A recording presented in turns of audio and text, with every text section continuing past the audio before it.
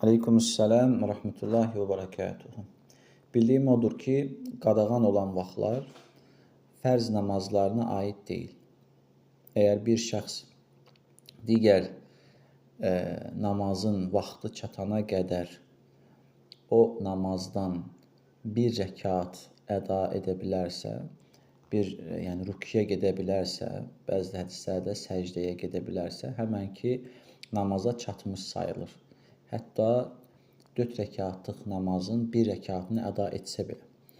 Və beləcə də bir şəxs, məsələn, gec yuxudan oyanmışdırsa və günəşin çıxmağına 2 dəqiqə varsa, bu vaxt ərzində o şəxs təkbir gətirər və namazın 1 rəkatını əda edə bilərsə, Allahın izni o namaza çatmış sayılır.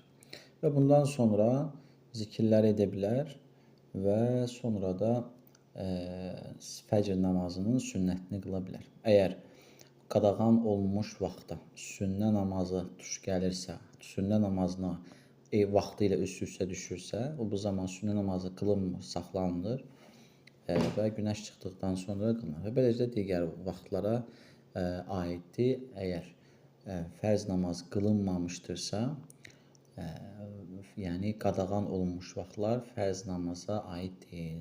Fərz namazda əda olunur.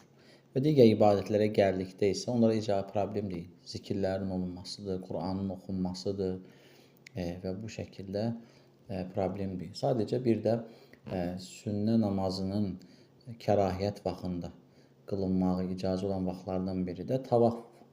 Bir şəxs tavaf eləyərsə və tavafın sünnəsi var. Yəni Kəbə 7 dəfə tavaf olunduqdan sonra 2 rəkat sünnə namazı qılınır və bu da hansı vaxta uyğun gələrsə, o vaxtında əda olunur.